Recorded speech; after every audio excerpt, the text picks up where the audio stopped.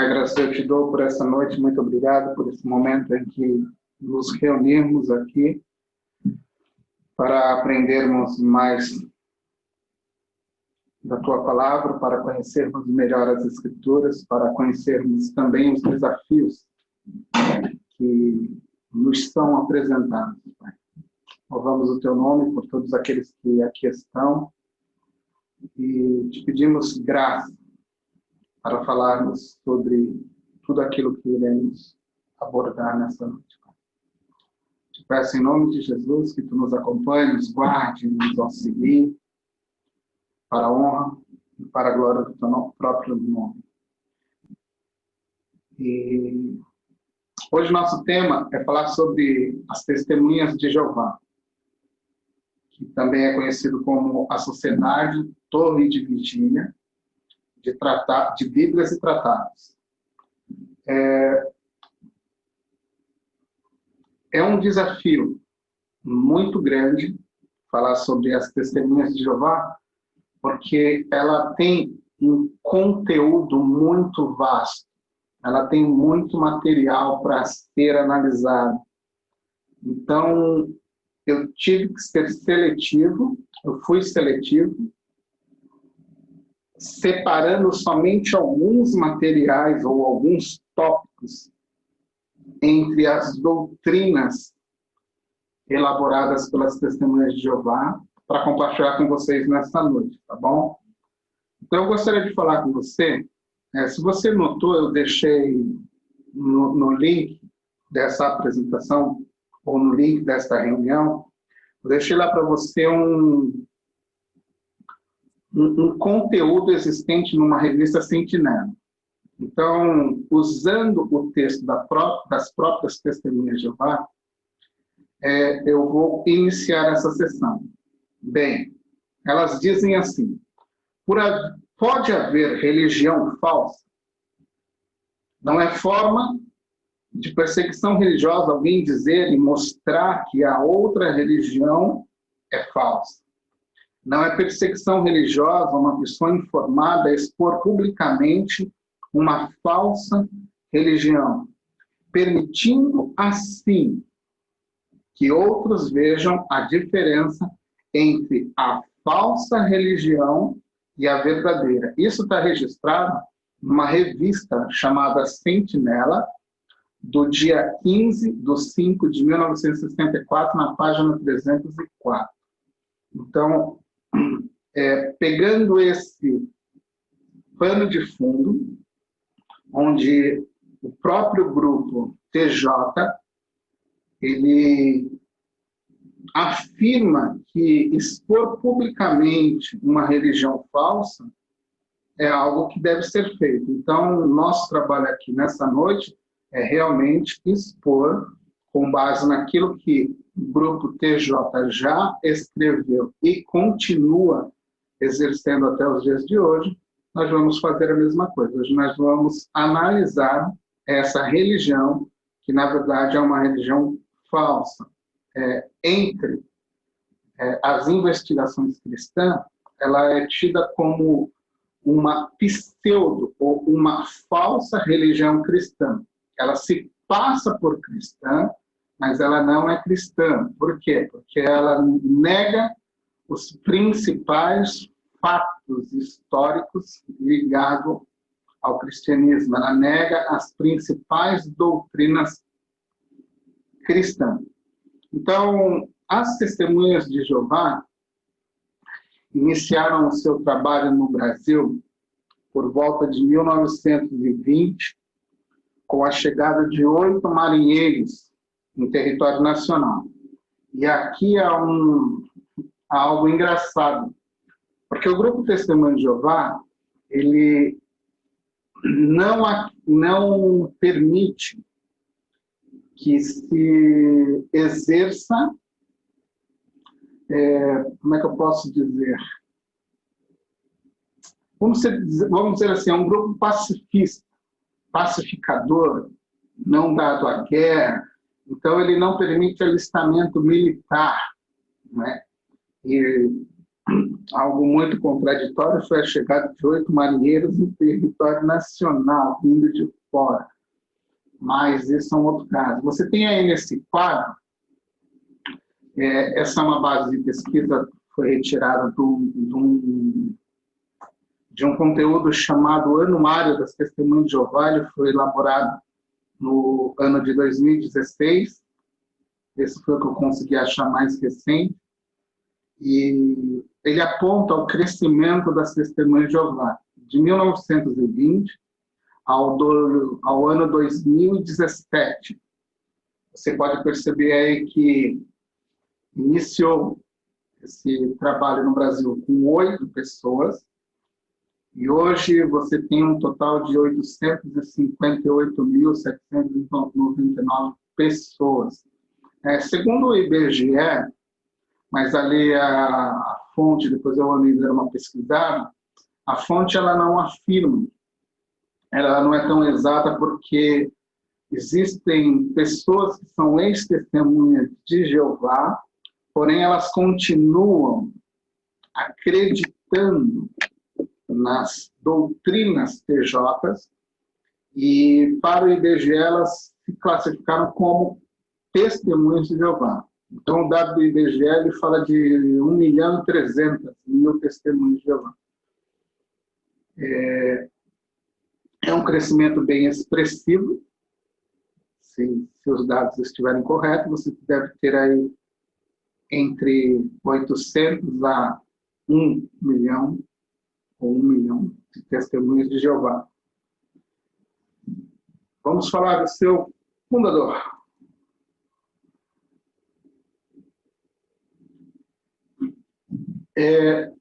Antes de entrar no fundador, eu gostaria de falar com você que nenhum movimento da atualidade profetizou falsamente tanto quanto a organização das Testemunhas de Jeová, tá, gente? Essa marca está presente ao longo da sua história. E a Bíblia diz: qual tal profeta que falar em nome do Senhor e tal palavra não se cumprir, nem suceder assim, esta é a palavra que o Senhor não falou. Com soberba a falou tal profeta. Não tenhas temor dele. Deuteronômio 18, verso 22.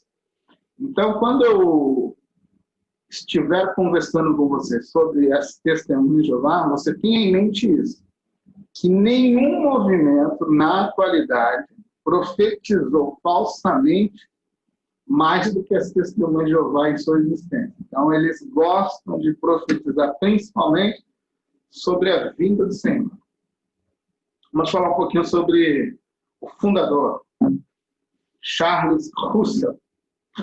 Bem, Charles Russell ele nasceu em 1852 em Pittsburgh, Estados Unidos, filho de presbiterianos da linhagem escocesa e irlandesa. Frequentou por um tempo, a igreja congregacional. Depois ele se tornou adepto do adventismo. Considerava os mestres do adventismo seus principais mentores. Então, muito do que Russell adquiriu como doutrina foi elaborada por ele, mas também houve uma forte influência dos grupos adventistas de sua época. Aos 18 anos, Charles organizou uma classe bíblica e logo convenceu os seus ouvintes de que seria pastor deles, e eles aceitaram. Então, isso foi mais ou menos por volta de 1870, tá bom? Ele tinha apenas 18 anos. Estas classes bíblicas, elas cresceram e o nome do movimento foi devidamente registrado em 1884. Então, ali eles registraram em cartório o nome Sociedade Torre de Vigia de Bíblias e Tratado. Então, essa abreviação aí, STV, é isso aí que está sendo dito. Então, em 1884, surge essa organização. E eu vou entrar em mais detalhes daqui a um pouco sobre Charles, mas assim, é só apontando essas questões iniciais. Charles Russell morreu em 31 de outubro de 1916, tá bom? Então, é com ele o pontapé inicial para o grupo que conhecemos hoje, chamado Testemunhas de Jeová. Então, você percebe aqui que ele é filho de presbiterianos, ele frequentou igrejas congregacionais, ou a igreja congregacional, se tornou adventista, depois ele vai romper o seu vínculo com o adventismo e vai iniciar uma rota sozinha mesmo, mas ele vai trazer muita carga, principalmente do grupo adventista, não do grupo cristão. Bom, o segundo presidente, no caso, após a morte de Charles Russell, você tem aí o J. Franklin Rutherford. Esse camarada, ele foi o conselheiro legal da sociedade. Ele se tornou, após a morte do Russell, o novo presidente. Ele era filho de pais batistas, porém abandonou o grupo batista e começou a seguir Charles Russell em 1894. Em uma convenção, baseando-se no texto de Isaías 43, verso 10, Rutherford ele vai declarar que o grupo que segue a linha, porque com a morte do Russell, apresentando o contexto aqui para você, vai se criar algumas facções dentro do grupo da Sociedade Torre de Vigia. E ao haver essa guerra pela liderança, o grupo que vai seguir Rutherford é o grupo que vai ser fiel às doutrinas ou às direções dadas por Charles Russell. Então, em uma conferência anual das Testemunhas de Jeová, Rutherford ele elabora e apresenta para esse grupo o nome As Testemunhas de Jeová, como hoje é comumente conhecido, né? E ele baseou o seu texto em Isaías 43, verso 10. Através da sua liderança, a sede da Sociedade Torre de Vigia foi transferida para Brooklyn, Nova York. Parece que ela já mudou. Eu estava analisando, só que eu não quis gastar muito tempo com isso, mas parece que já houve uma mudança. Eles foram para um lugar ainda muito maior. Mas durante muitos anos eles ficaram nessa sede em Brooklyn, na cidade de Nova York. Ele também é responsável por uma crença muito comum entre as Testemunhas de Jeová, que são as duas classes de testemunhas. São os 144 mil, os eleitos que nasceram de novo e vão morar no céu, e a grande multidão que vai ressuscitar no final de tudo, porque foi fiel a Jeová, para viver nesse planeta transformado, ou seja, no novo mundo. Então, a grande multidão dos fiéis vai viver na Terra. E os 144 mil que nasceram de novo vão morar no céu. Então, ele foi o responsável por essa crença, por essa doutrina das duas classes de testemunho. Ele vai morrer ou morreu no ano de 1942, tá bom? Nathan Kinner. Com Kinner, as testemunhas de Jeová, elas vão alcançar um crescimento assim extraordinário. Com a gestão desse camarada aí, haverá um crescimento na organização. Porém, ele vai ser o responsável por fazer com que surja dentro dessa organização a tradução do novo mundo das Escrituras Sagradas, ou seja, aquela Bíblia que as testemunhas de Jeová usam. Isso ocorreu lá por volta do ano de 1950, sobre a liderança dele.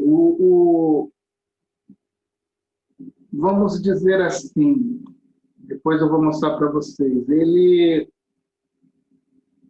ele usou como argumento para criar essa Bíblia a ideia de que todas as traduções bíblicas do seu período estavam corrompidas e não eram exatas naquilo que estavam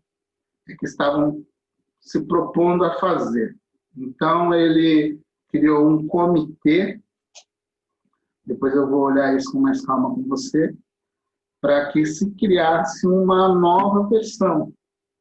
Então, em 1950, esse projeto foi denominado como Tradução Novo Mundo das Escrituras Cristãs Gregas, tá bom?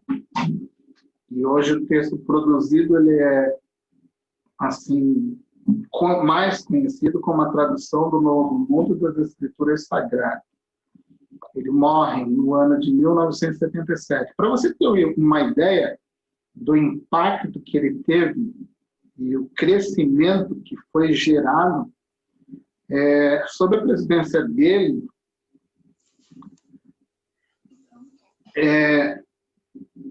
as testemunhas de Jeová atingiram quase 207 países naquele período, e chegando a quase, na sua totalidade, né, no mundo inteiro, a quase 2 milhões de membros. Então, ele foi assim um organizador, um gerenciador dessa organização muito, muito efetivo e com muito sucesso naquilo que propôs. Então, ele é um camarada bem querido pela turma. Tem um outro que eu não coloquei aí, o Franz, ou eu coloquei, deixa eu ver. Não, eu não coloquei o Franz. O Franz ele vai ser o responsável, Frederick Franz. Ele vai assumir a presidência da organização após a morte de Kinner, e ele vai ser o porta-voz do comitê da tradução. Porém, o detalhe aqui é que Frederick Franz ele não tem nenhum tipo de conhecimento dos idiomas bíblicos, grego, hebraico e aramaico, porém, ele também não tinha um diploma que comprovasse sua erudição. Então, ele tinha, assim, o conhecimento que ele tinha sobre as línguas originais era um conhecimento bem escasso, não era um conhecimento erudito para estar à frente de uma comissão de tradução, e ele também não tinha nenhum tipo de diploma que comprovasse a sua erudição. Mas, mesmo assim, eles levaram para frente esse projeto e produziram essa Bíblia, que entre as testemunhas de Jeová é tida como a melhor Bíblia, a Bíblia verdadeira e assim por diante. Bom, próximo bloco é o corpo governante. O que é isso para ser testemunha de Jeová? Esse grupo é o escravo fiel e discreto. Bom, esse corpo governante, ou esse grupo de escravo fiel e discreto, ele é composto por 11 membros. As testemunhas de Jeová afirmam que este grupo seleto recebe orientações e direções diretas de Deus. Então, vamos usar como exemplo aqui, seria como se fosse um reino teocrático, ou seja, você é um reino onde Deus governa por meio de um grupo ou de uma pessoa. No caso, você tem esse exemplo na Igreja Católica. O representante legal de Deus é o Papa na Terra, então ele é o vigário geral. Você tem, por exemplo, esse tipo de linguagem ou esse tipo de imagem nos reis do Antigo Testamento. Você tem, por exemplo, o rei Davi como representante de Deus. Então, o rei funcionava com essa ideia de um representante legal entre Deus e os homens. Era mais ou menos nesse conceito. Então, o corpo governante ele funciona nesse sentido. Deus, Jeová, corpo governante e a organização de forma geral. Então, tudo que ocorre na organização ocorre a partir da aprovação e da direção do corpo governante. Então, todo o material que é produzido, todo o material teológico, todo o material de ensino, os rumos que a organização vai tomar, as direções que ela vai tomar, ficam vinculados a esses homens. Então, eles são responsáveis por toda a crença e direção do grupo. Então, segundo as testemunhas, só é possível existir uma interpretação correta das Escrituras se este grupo seleto der o aval. Por exemplo, o que eles falarem que é, segundo as Escrituras, isso é o que deve ser ouvido e isso é o que deve ser praticado.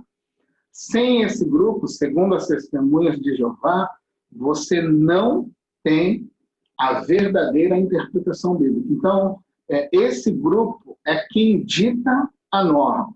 Então, tudo que uma testemunha de Jeová acredita, ela acredita e coloca toda a sua confiança neste grupo de homens, tá bom?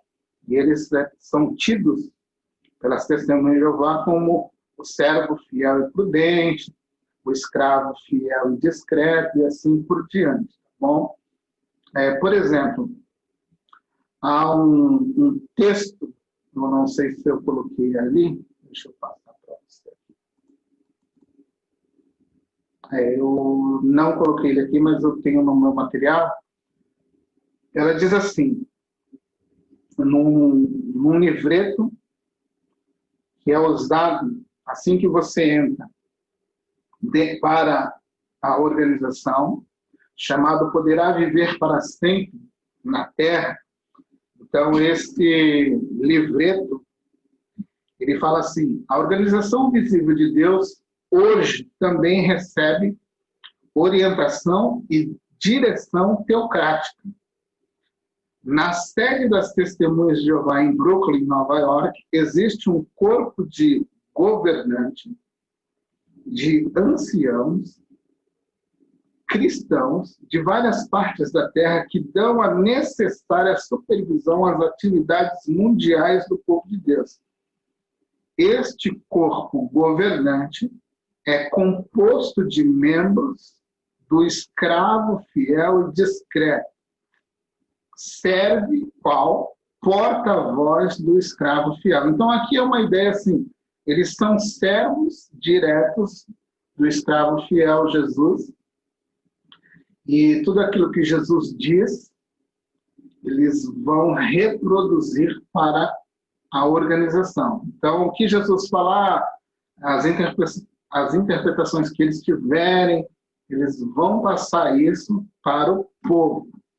Porém, o grupo ele é muito contraditório. Existem diversas contradições.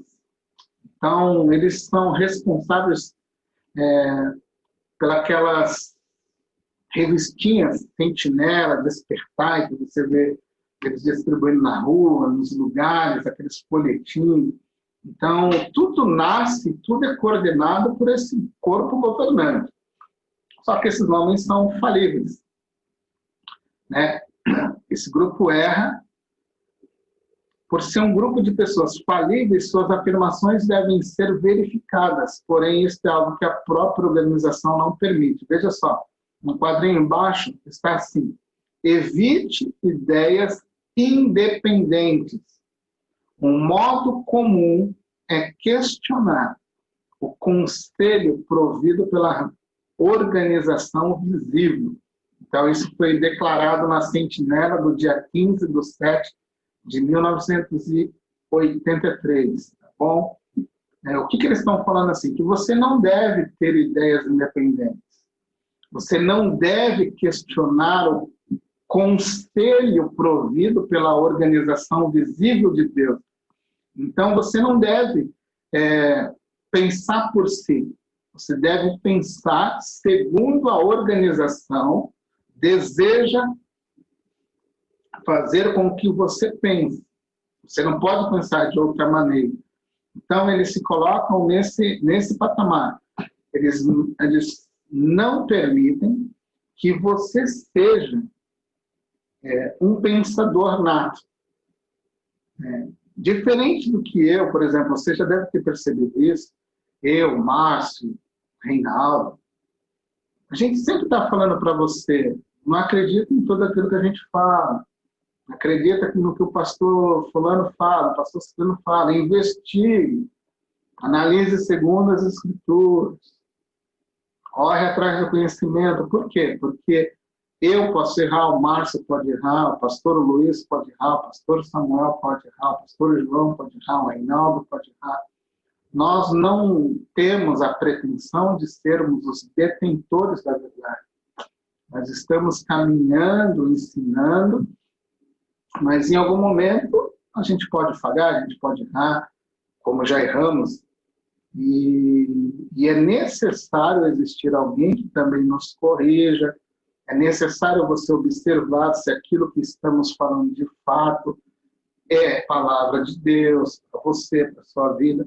Então, o que ocorre aqui na Sexta Mãe de Avó é algo totalmente diferente. É algo assim, não questione aquilo que o corpo governante diz. E é isso aqui que nas entrevistas está sendo dito. Acate tudo aquilo que nós estivermos falando. Não pense de uma forma independente. Então, ao contrário, Jesus diz que a gente tem que analisar as Escrituras, porque é ela que dará testemunho dele. Então, você não pode estar preso a ninguém, você deve lutar por conhecer a verdade de Deus, tá bom? Não pode ficar preso ao Márcio, ao André, ainda que a gente seja sincero, ainda que a gente trabalhe com sinceridade, com temor diante de Deus, sempre é necessário que você cuide do seu coração e da sua fé também, tá bom?